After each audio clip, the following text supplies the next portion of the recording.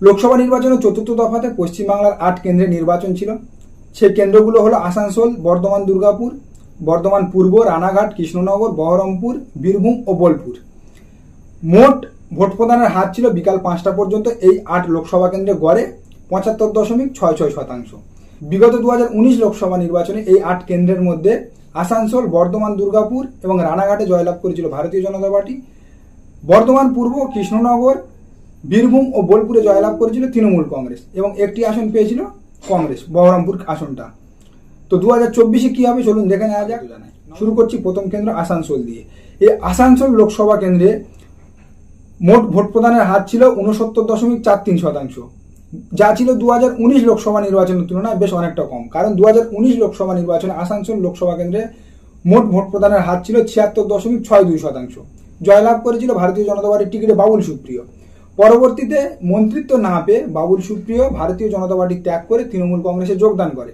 2022-এ by election হয়, সেখানে by ইলেকশনে জয়লাভ করে তৃণমূল কংগ্রেসের প্রার্থী শত্রুঘ্ন সিনহা। একেবারে উল্টো পুরাণ ঘটে 3 বছরের ব্যবধানে। কারণ 2019 লোকসভা নির্বাচনে আসানসোল কেন্দ্র থেকে ভারতীয় জনতা পার্টি পেয়েছিল 51.16% ভোট, আর 2022 বাই ইলেকশনে সেই আসানসোল লোকসভা কেন্দ্রে তৃণমূল কংগ্রেস পেয়েছিল 56.62% ভোট। অর্থাৎ 3 বছরের ব্যবধানে আসানসোল লোকসভা কেন্দ্রের একেবারে রাজনৈতিক সমীকরণ পাল্টে দিয়েছিল তৃণমূল কংগ্রেস। সেখানে এবার প্রার্থী হয়েছে কে? সুরেন্দ্র সিং আলুওয়ালিয়া। এই সুরেন্দ্র সিং আলুওয়ালিয়া একবার দার্জিলিং, একবার বর্ধমান দুর্গাপুর, বিভিন্ন ঘাটের জলকে শেষে এসে পড়েছে আসানসোল দুর্গাপুর কেন্দ্রে। তবে নির্বাচনের দিন ভারতীয় জনতা পার্টির কর্মীদের মধ্যে যে উত্তেজনা দেখা গেছে তার থেকে 3 গুণ বেশি উত্তেজনা দেখা গেছে বা 3 গুণ বেশি উপস্থিতি দেখা গেছে সিপিআইএম এর কর্মীদের। তো এখানে ফলাফল কি হবে? আবার কিন্তু তৃণমূল কংগ্রেসের প্রার্থী শত্রুঘ্ন সিনহা জয়লাভ করবে। পরবর্তী লোকসভা কেন্দ্র বর্ধমান দুর্গাপুর। বর্ধমান দুর্গাপুরে বিকাল 5টা পর্যন্ত ভোট প্রদানের হার ছিল 75.02%। জেতা এমপি সুরেন্দ্র সিং আলুওয়ালিয়াকে এখান থেকে সরিয়ে সেখানে প্রার্থী করেছে দিলীপ ঘোষকে। বর্ধমান দুর্গাপুরে দিলীপ ঘোষের নাম ঘোষণা হওয়ার বহু আগে থেকে তৃণমূল কংগ্রেসের প্রার্থী কীর্তি আজাদের নাম ঘোষণা করেছিল তৃণমূল কংগ্রেস।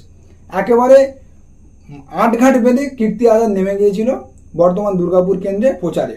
বেশ অনেকটা অ্যাডভান্টেজও ছিল তার আগাম প্রচারের কারণে। দিলীপ ঘোষ বর্ধমান দুর্গাপুর কেন্দ্রে প্রার্থী হওয়ার পর এটা বুঝেছে যে সাংগঠনিক দুর্বলতা কাকে বলে। মেদিনীপুর কেন্দ্রে দিলীপ ঘোষ যেভাবে সংগঠন তৈরি করেছিল, কিন্তু সেই সংগঠনের এক ছিটে ফোঁটাও ছিল না বর্ধমান দুর্গাপুর কেন্দ্রে। নির্বাচনের দিন সারাটা দিন দিলীপ ঘোষের বডি ল্যাঙ্গুয়েজের মধ্যে একটা বিরাট আশঙ্কা কাজ করেছে। বিভিন্ন জায়গায় তিনি অসংলগ্ন মন্তব্য এবং একাধিক গন্ডগোলে জড়িয়ে গিয়েছে। তো প্রার্থী যদি দিলীপ ঘোষ না হতো তাহলে এখানে কিন্তু তৃণমূল কংগ্রেস একেবারে ব্যাপক মার্জিনে জয়লাভ করত। তবে যেহেতু প্রার্থী দিলীপ ঘোষ, একটা বড় অংশের ভোট কাটাকাটি হয়েছে এবং দিলীপ ঘোষের ফেস ভ্যালির উপরে অনেকটা অংশের ভোট ভারতীয় জনতা পার্টির দিকে এসছে। কিন্তু তারপরেও নির্বাচনের দিনে সেখানকার ভারতীয় জনতা পার্টিদের কর্মীদের উপস্থিতি বা বুথের যা আবহাওয়া দেখা গেছে তাতে করে দিলীপ ঘোষ কিন্তু বর্ধমান দুর্গাপুর থেকে হারতে চলেছে। কীর্তি আজাদ এবারে কিন্তু তৃণমূল কংগ্রেসের টিকিটে সাংসদে যাচ্ছে। পরবর্তী লোকসভা কেন্দ্র বর্ধমান পূর্ব। এই বর্ধমান পূর্বে ভোট প্রদানের হার ছিল 77.36%। বিগত 2019 লোকসভা নির্বাচনে 44.52% ভোট পেয়ে তৃণমূল কংগ্রেসের টিকিটে জয়লাভ করেছিল সুনীল মণ্ডল। কিন্তু পরবর্তী সময় তিনি একবার ভারতীয় জনতা পার্টির সঙ্গে ছুকছুক, একবার তার পুরনো ঘাট ফরওয়ার্ড ব্লকের সঙ্গে ছুকছুক করাতে তৃণমূল কংগ্রেস তাকে আর এবারে টিকিট দেয়নি। এবারে সেখান থেকে তৃণমূল কংগ্রেস প্রার্থী করেছে ডক্টর শর্মিলা সরকারকে, স্বচ্ছ ভাবমূর্তি, ডাক্তার মানুষ। তার বিপরীতে প্রার্থী হয়েছে কে? হরিণঘাটার বিধায়ক বিজেপির অসীম সরকার।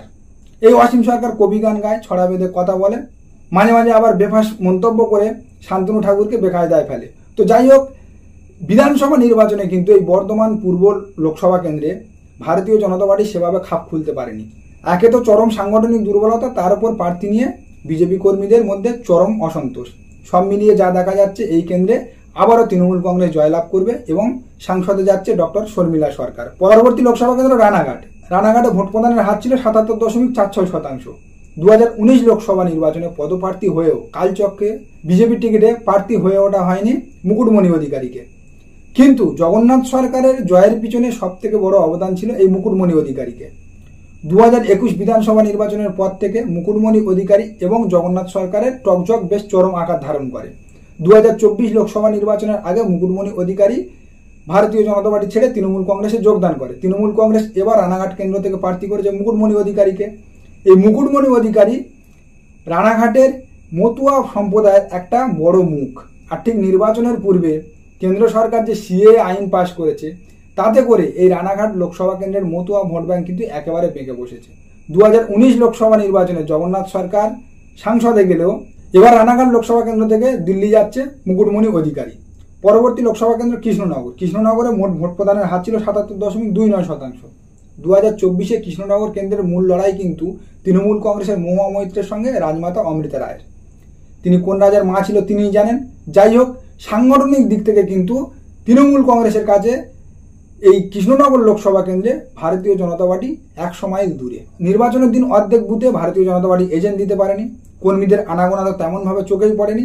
তার থেকে বেশি চোখে পড়েছে সিপিআইএম কর্মীদের আনাগোনা। এখানে ঝোড়ো প্রচার করেছিল সিপিআইএম এর প্রার্থী SM সাদ্দি। 2024 লোকসভা নির্বাচনে সিপিআইএম এর ভোট শেয়ার বেশ অনেকটা বাড়বে কৃষ্ণনগর লোকসভা কেন্দ্রে, তবে শেষ হাসি কিন্তু মহামৈত্রই হাসবে। পরবর্তী লোকসভা কেন্দ্রে বীরভূম ও বোলপুর। এই বীরভূম ও বোলপুর লোকসভা কেন্দ্রটা একসময় অনুব্রতর গড় বলে পরিচিত ছিল। অনুব্রতহীন বীরভূম ও বোলপুরে ভারতীয় জনতা পার্টি ভেবেছিল 6 মেরে বেরিয়ে যাবে, কিন্তু সংগঠন সেখানে তাদের এতটাই মজবুত যে নির্বাচনের দিন যেখানে বিজেপি কর্মীদের দেখা পাওয়া যাচ্ছে, যেখানে বিজেপি কর্মীদের দেখা যাচ্ছে সেখানে সাংবাদিকরা যাচ্ছে, যে অন্তত এখানে দেখা যাচ্ছে। তো আলটিমেট যা দেখা গেছে, অনুব্রতহীন বীরভূমেও কিন্তু অনুব্রত মেজাজ বর্তমান ছিল। অর্থাৎ তৃণমূল কংগ্রেস কিন্তু এখানে অনুব্রত মণ্ডল না থাকার পরেও সমান তারা তাদের সংগঠন এবং ভোট করার যে কৌশল তা করে নিয়েছে। আলটিমেট এই দুটো লোকসভা কেন্দ্রে আবারও কিন্তু তৃণমূল কংগ্রেস জয়লাভ করতে চলেছে। পরবর্তী লোকসভা কেন্দ্র বহরমপুর লোকসভা কেন্দ্র অধীর সাম্রাজ্য বলে পরিচিত, তবে বর্তমানে অধীর সাম্রাজ্য আর নেই। তার ডান হাত ও বাঁ হাত এখন তৃণমূলে। পরপর 5 বার এই বহরমপুর লোকসভা কেন্দ্র থেকে অধীর চৌধুরীর জয়ের যে মন্ত্র ছিল, ব্যাপক লোকবল, তার ঝোড়ো প্রচার এবং সংখ্যালঘু ভোট ব্যাংক, বর্তমানে এগুলোর একটাও কিছু তার কাছে নেই। সবকিছুতেই থাবা বসিয়েছে তৃণমূল কংগ্রেস। সংখ্যালঘু ভোট ব্যাংক আড়াআড়ি ফাটল ধরিয়ে দিয়েছে এবং অধীর চৌধুরীর বিরুদ্ধে এই প্রথম কোনো সংখ্যালঘু প্রার্থী প্রতিদ্বন্দ্বিতা করলো এবং সেটা করালো তৃণমূল কংগ্রেস ইউসুফ পাঠানকে। এই ইউসুফ পাঠান এমন একজন প্রার্থী, তিনি তো একে তো সংখ্যালঘু সম্প্রদায় থেকে বিলং করেন, তার উপর তার নতুন করে পরিচয় দেওয়ার কিচ্ছু নেই। সব মিলিয়ে যা দেখা যাচ্ছে 2024 লোকসভা নির্বাচনে কিন্তু ইতি পড়তে চলেছে অধীর সাম্রাজ্যের, সাংসদে যাচ্ছে ইউসুফ পাঠান। তো আর এই ছিল 8 কেন্দ্র এবং 8 কেন্দ্রের সম্ভাব্য ফলাফলের ইঙ্গিত। তো এই বিষয়ে আপনাদের কি মতামত তা অবশ্যই আমাদের কমেন্ট করে জানাবেন। নমস্কার, সবাই ভালো থাকবেন। দেখা হবে আগামী কোনো প্রতিবেদনে।